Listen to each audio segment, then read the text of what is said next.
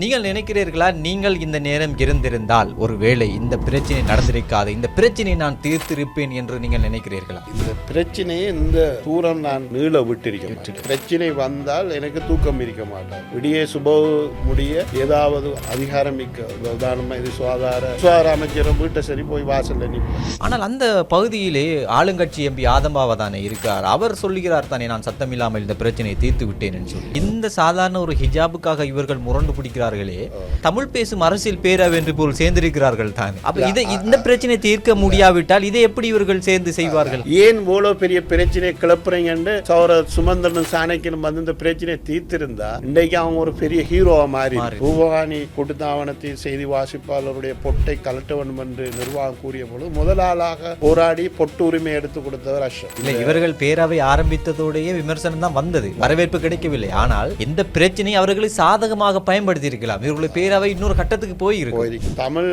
முஸ்லிம் பேரவைக்காக இந்த பிரச்சனையில் சௌரர் ரவுஃப் ஹக்கீமும் சௌரர் ரிஷாட் பதீதினும் கூட ரிஸ்க் எடுத்திருக்காங்க. சமூகத்திலே மிகவும் பேசுபொருளாக பேசப்பட்டு கொண்டிருக்கிற விடயம்தான் கல்முனை வடக்கு ஆதார வைத்தியசாலையிலே 9 சுகாதார உதவியாளர்கள் ஹிஜாபோடு வேலைக்கு அமர்த்தப்பட்டிருக்கிறார்கள். அவர்களுக்கு எதிர்ப்பு வருகிறது. இப்போது அவர்கள் தற்காலிகமாக இடமாற்றம் செய்யப்பட்டிருக்கிறார்கள் அஷ்ரப் ஞாபகார்த்த வைத்தியசாலைக்கு.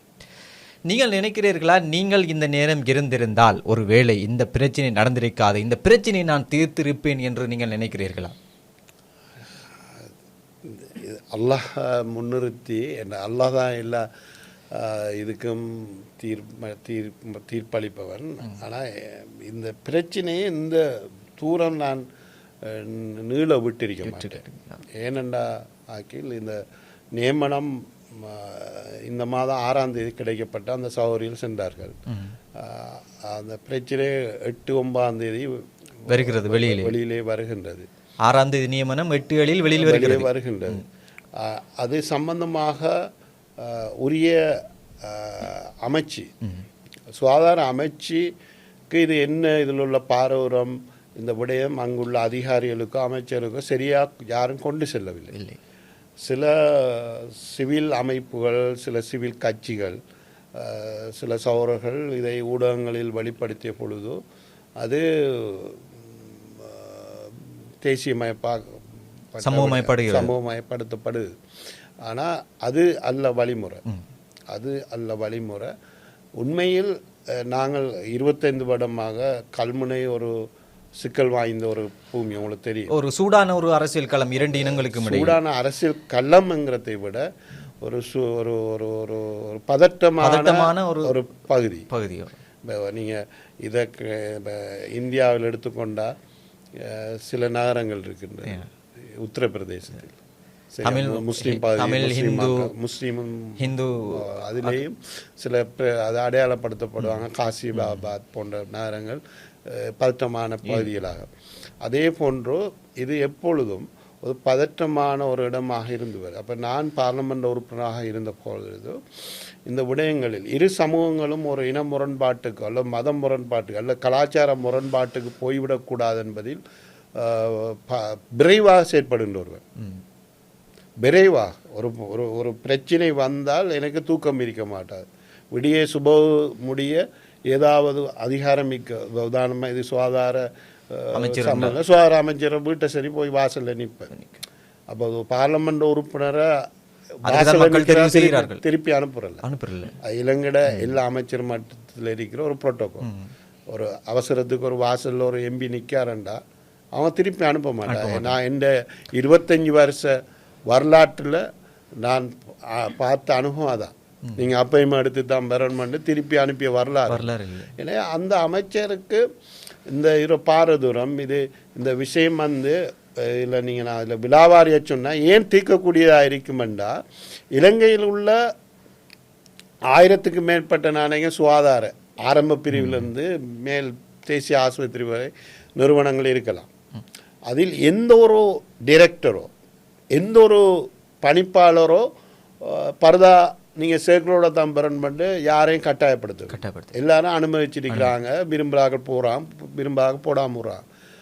ஆனால் இலங்கையில் கல்முனை வடக்கு ஆஸ்பத்திரியில் மட்டும் புதிதாக இந்த நிபந்தனையை போடும் பொழுது இது ஒரு அசாதாரண நிலைமை. அந்த பணிப்பாளர் அந்த அங்கிருந்த நிர்வாகிகளுடைய இனவாத செயல் என்று சொல்லலாம். அது ஒரு அசாதாரண நிலைமை. இப்போ எல்லா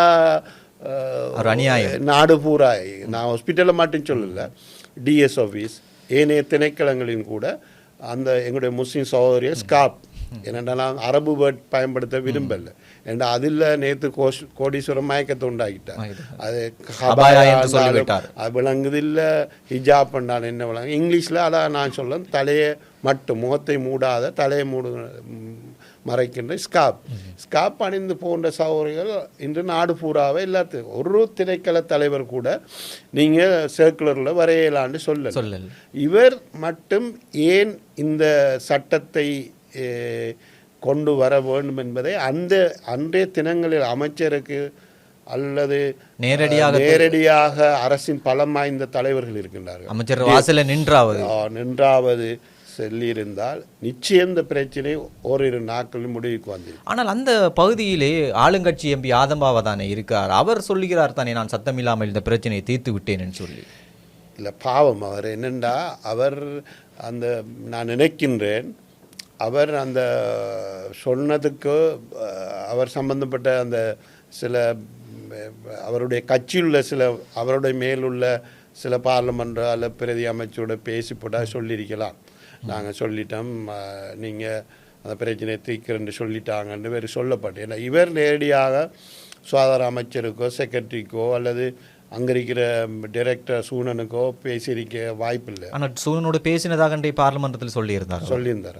அப்படின்னா அவர் எம்பியை அவர் ஏமாத்திருக்கணும். சூனன் எம்பியை வந்து நான் அனுமதிக்கிறேன் எம்பின்னு சொல்லிட்டு ஆதம்பாவா எம்பிக்கு ஆதம்பாவை சூனனே ஏமாத்திருக்கலாம். அதில் விளைவு தான் அது. இல்லை, அந்த நேரம் நீங்கள் ஒரு ஊடக சந்திப்பிலே நீங்கள் சொல்லி இருந்தீர்கள், நான் இரவோடு இரவாக அந்த கோயில் பிரச்சனையை தீர்த்து வைத்தேன் என்று சொல்லி. இல்லை, அதான் என்னன்னா இந்த இதில் இல்லை இந்த கிரைசிஸ் மேனேஜ்மெண்ட் ஒன்று இருக்குது தானே. இப்போ இதில் கல்முனைட அந்த சூழல் இதுகள் வந்து நாங்கள் பெருந்தலைவரிடம் கற்ற பாடம். சரியா, அவர் கூட முஸ்லிம் சமூகத்துடைய இனத்துவ உரிமை, அதாவது அரசியல் உரிமை, வடகிழக்கு இணைகின்ற பொழுது கூட தனியான முஸ்லீம் பெரும்பான்மை மானசை வர வேண்டும், அல்லது கிழக்குமான பிரியம் என்பது போல்டான ஒரு தீர்க்கமான இந்த விட்டு கொடுப்பு. ஆனால் ஏனைய சமூகங்களுடைய கலாச்சார மத உரிமைகள் முன்னின்று உரிமை பெற்றுக் கொடுத்தார். ரூபகானி கூட்டுத்தாவனத்தில் செய்தி வாசிப்பாளருடைய பொட்டை கலட்ட வேண்டும் என்று நிர்வாகம் கூறிய பொழுது முதலாளாக போராடி பொட்டு உரிமை எடுத்து கொடுத்தவர் அஷ்ரப். அதே போன்று தான் எனக்கு ஒரு சோதனை வந்தது 4 வருடங்களுக்கு முன்பு கல்முனையில்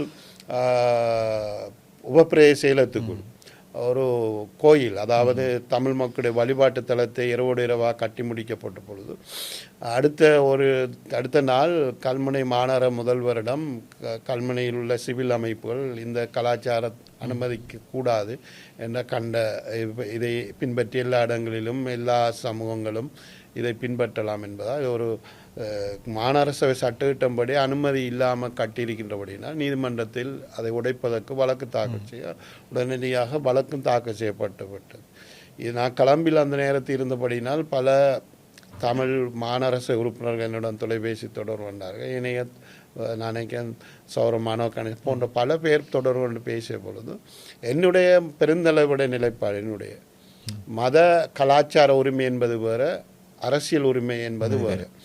எனவே எங்களுக்குள் பிரதேச செயலம் சம்பந்தமாக 1000 பிரச்சனைகள் இருக்கலாம், அது அரசியல் சார்ந்த உரிமை. ஆனால் தமிழ் மக்களுடைய மனம் ஒரு மத ரீதியான வன்ம ஒரு காயம் ஏற்படக்கூடாது என்பதற்காக நான் அவசரமாக கல்முனை சென்று உரிய 2 தரப்பையும் அழைத்து முதல்வரையும் வைத்து பேசி வீட்டிலே நீதிமன்றம் சென்று அந்த வழக்கினை சமரசத்துக்கு உள்ளாக்கி அந்த வழிபாட்டு தளம் தொடர்ந்து இயங்குவதற்கான சூழலை ஏற்படுத்தி கொடுத்திருந்தோம்.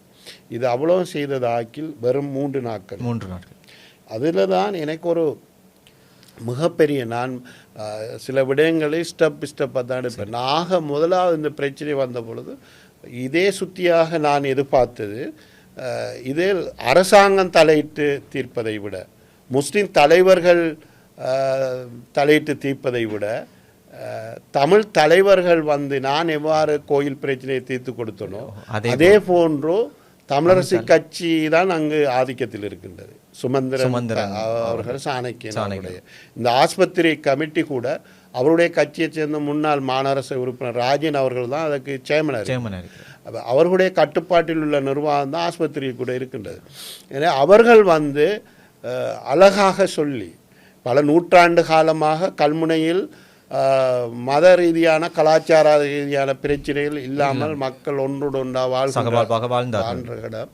எனவே வெறுமனே நீங்கள் இந்த ஒரு சாதாரணமான அவங்களோட கலாச்சார உடையை இந்த இலங்கையில் இருக்கிற எல்லா அரச ஹெட் ஆஃப் த டிபார்ட்மெண்ட்டும் கொடுக்கக்கூட தமிழ் சகித்து கொண்டு கொடுக்காங்க. நம்ம சிங்கள சவர்கள் ஹெட் ஆஃப் த டிபார்ட்மெண்ட் அதே தமிழ் சவர்கள் இருக்கின்ற எல்லா இடங்களையும் கொடுக்கும் பொழுது உங்களுக்கு என்ன பிரச்சனை? இதில் மெய்தான் உங்களுக்கு இதால் ஒழுக்காற்று நடவடிக்கை இதில் பாயிண்ட் என்னண்டா ஒழுக்காற்று நடவடிக்கை உங்களுக்கு அமைச்சு சூனனே நீங்கள் இவங்களை பரதாப்போட விட்டா என்று ஒழுக்காற்று நடவடிக்கை ஏதும் எடுப்போம் என்று கடிதம் இருந்தால் காட்டுங்கன்னு கேட்டிருக்கலாம். அப்போ அமைச்சு எடுக்கிறண்டா இலங்கையில் இருக்கிற ஆயிரக்கணக்கான ஹெட் ஆஃப் த டிபார்ட்மெண்ட்டுக்கு எடுக்கணும். அப்போ அப்படி ஒரு சூழல் இல்லாமல் நாங்கள் சர்க்குலர் எங்களோட சர்க்குலர் என்று சொல்கிற ஆக்களுக்கு அழகாக வந்து அவங்க அப்படி இல்லை, இதற்கு மேலே ஒரு தேவை இருக்கு எங்களுக்கு வடகிழக்கில். நாங்கள் அறகுறையாக என்று சிறுபான்மை இரு தமிழ் முஸ்லிம் சமூகங்களும் இன்று உரிமைகளுடன் வாழ்கின்றோம். கேவலம் விடுதலை புலிகள் பெரும் தியாகம் செய்து பெற்ற மாகாண சபை தேர்தலை கூட இன்று 10 வருடங்களுக்கு மேலாக நடத்தப்படாமல் அது இன்று ஒரு மரணப்படுக்கையில் இருக்கின்றது. எனவே அந்த தேர்தலை வைக்க வேண்டும் என்றாலும் முஸ்லிம் தலைமையோட உதவி தேவை, மக்களுடைய உதவி தேவை. எனவே இவ்வாறு பல தேவைகள் 2 சமூகங்களுக்கு இடையில் இருக்கின்ற பொழுது நீங்கள் வெறுமனே இந்த சாதாரண உடை விஷயம் இந்த ஒரு துணிக்காக நம்மளோட பாசில் ஒரு கால்முலம் துணிக்காக ஏன் இவ்வளோ பெரிய பிரச்சனையை கிளப்புறீங்கன்னு சுமந்திரனும் சாணக்கியனும் வந்து இந்த பிரச்சனையை தீர்த்திருந்தா இன்றைக்கு அவங்க ஒரு பெரிய ஹீரோவாக மாறி. ஆனால் இந்த இடத்துல இன்னொரு கேள்வி ஒன்று கேட்கணும். நான் என்னன்னு சொன்னால், இந்த சாதாரண ஒரு ஹிஜாபுக்காக இவர்கள் முரண்டு பிடிக்கிறார்களே, தமிழ் பேசும் அரசியல் பேரவை என்று போல் சேர்ந்திருக்கிறார்கள் தானே. அப்போ இந்த பிரச்சனை தீர்க்க முடியாவிட்டால் இதை எப்படி இவர்கள் சேர்ந்து செய்வார்கள்? அதுதான் விடத்த முஸ்லிம் சமூகத்துக்குள்ள வந்த பெருங்கேள்வி. ஏன்னா அந்த பேரவை கடந்த 2 வாரங்களுக்கு முதல் அமைக்கப்படாமல் இருந்திருந்தால் இந்த ப்ரெஷர் இவங்களுக்கு வந்திருக்காது. அதாவது தமிழ் முஸ்லீம் தலைமைக்கு அந்த பேரவைக்கும் வந்திருக்காது. இப்பொழுது பட்டி தொட்டியெல்லாம் மோனூல் எழுதுறது ஒரு குறிப்பிட்ட லிமிட்டட் க்ரௌட் தான். ஆனால் நீங்கள் எங்களோட கிழக்கு மாநிலங்களா பீச்சில் பின்னரம் பார்த்தாலும் சரி, இல்லை வயல்வாடியில் பார்த்தாலும் சரி, இல்லை மார்க்கெட் சந்தி பொந்து எல்லாம் வந்து இது என்னடா வாப்பா இது இந்த இவங்க 2 சமூக கட்சிகள் சேர்ந்து இது இங்கே. அப்போ இது ஒரு சின்ன பிரச்சனை, ஒரு சின்ன கால்மூலம் காய்ச்சிட்ட பிரச்சனை தீக்கல. அப்போ இதை தீக்கல ஆக்கள் எப்படி கால்மூல பிரச்சனை தீர்ப்பாங்க, எப்படி இன பிரச்சனை தீல புதிய அரசியலமைப்பை கொண்டு வர இன தெரிப்பை கொண்டு வரப்போறாங்க, எப்படி கிழக்கு மாநிலத்தில் மாநசபையில் பங்காளியாக சேர்ந்து ஆட்சி அமைக்க போகிறாங்கன்ற இது சும்மா சாண பாமர மக்கள் கேட்காங்க.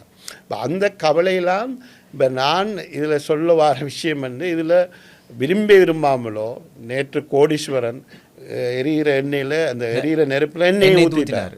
ஏன்னா அவர் வந்து அந்த உடைக்கு எதிரான நிலைப்பாட்டை எடுத்துட்டார். விரும்பாமலும் எடுத்துட்டார். விரும்பாமலும் சூனம் செஞ்சே சரி எடுத்துட்டா அந்த உடை உங்களுக்கு தேவையில்லை. இது தமிழரசு கட்சியின் நிலைப்பாடாக மாறிட்டு இப்போ கோடீஸ்வரன் இன்றைக்கு தமிழரசு கட்சியில் ஒரு தலைவர். அப்போ அவர் சொல்கிறாருண்டா அதை இன்றைக்கி அது தமிழரசு கட்சியின் நிலைப்பாடு. இதால் தான் இந்த நீங்கள் கேட்ட கேள்வி கூட்டமைப்பு உள்ள ஒரு தலைமை பகிரங்கமாக முஸ்லீம்களை ஆடைகளை எதிர்த்து பேசுது பார்லமெண்டத்தில். இதுவரையும் கூட்டமைப்பில் உள்ள தமிழ் சுமந்திரனோ இல்லை சாணக்கியன் போன்றவர்கள் வந்து இந்த பிரச்சனையை தீர்க்கல, அல்லது அவசரமாக இன்று பார்லமெண்டத்தை சரி கூடி இந்த பேரவை கூடி அவர்களுடைய நிலைப்பாடு முஸ்லீம்களுடைய இந்த கிஜாப் உரிமை மறுக்க முடியாது, பர்தா உரிமை இந்த ஸ்காப் உரிமை மறுக்க முடியாது என்ற நிலைப்பாட்டை பகிரங்கமாக எடுக்காதனால் இன்று குறிப்பாக முஸ்லிம் சமூகத்தில் இந்த நம்பிக்கை இல்லாமல் அறவே போய்விட்டது. நான் உண்மையாக நான் இதில் மிதவாதமாகத்தான் இருந்த நான் என்ன ஒரு ஃப்ரெண்ட் நான் பர்சனலாக சாணக்கிய நம்பினன் தொலைபேசி மூலம் எடுத்து காய்ச்சேன். இதை நீங்கள் வந்து இந்த பிரச்சனையை களத்தில் சுமூகமாக தீர்த்து கொடுங்க. அதே போன்று மனோ கணேசன் எங்களுடைய தமிழ் முற்போக்கு கூட்டணி தலைமையிடம் நான் அவருடையும் பேசினேன், தியாம்பரம் அவர்களிடம் பேசினேன். அவர்கள் இந்த எங்களுடைய அதை பகிரங்கமாக ஏற்றுக்கொண்டார்கள். அதாவது மனோ அழகாக இதில் என்ன பிரச்சனைக்கு அவர் நிலைப்பாடு சொல்லியிருந்தார். ஆனால் அவரை விட இதில் உண்மையான அதிகாரம் தமிழரசு கட்சி வடகிழக்கில் உள்ள தலைவர்களுக்கு தான் இருக்கு. அதை அவங்க செய்திருந்தால் இன்றைக்கு ஒரு பெரிய ஒரு தமிழ் முஸ்லிம் மக்கள் பெரிய எழுச்சி ஏற்படுத்திருக்கீங்க. அந்த தமிழ் தேசம் பேரவை வந்து அடுத்த கட்டத்துக்கு நகர்த்திருக்கலாம். ஒரு கூட்டு தேர்தல் நடவடிக்கையில் ஈடுபடுவது, கூட்டு அரசியலமைப்பு யோசனை முன்வைக்கிறது, வார மாநசபை தேர்தலில் ஆட்சியை அமைக்கிற சம்பந்தமான ஒரு கூட்டணி என்று பல கட்டத்துக்கு போயிருக்கலாம். ஆனால் இப்போ என்ன பிரச்சனைன்னா, ஒரு கசப்பான உண்மையை சொல்லட்டா, இப்போ எனக்கு இந்த முஸ்லீம் கட்சிகள் பிரதான 2 கட்சி மக்கள் காங்கிரஸும் முஸ்லீம் காங்கிரஸும் அவர்கள் இந்த பேரவையுடைய கூட்டு பொறுப்பு காரணமாக அவர்கள் அவங்கள சேதாரத்தை அவங்களுக்கு ஏற்படுத்துதான்ற கவலை எனக்கு இருக்கு. என்ற களத்தில் அவங்கள் இந்த பேரவை நம்பி அவர்கள் அதாவது மடுபட்டு விட்டார்கள். எங்கட பாசில் சொல்லலாம், மடுபட்டு விட்டார்கள்.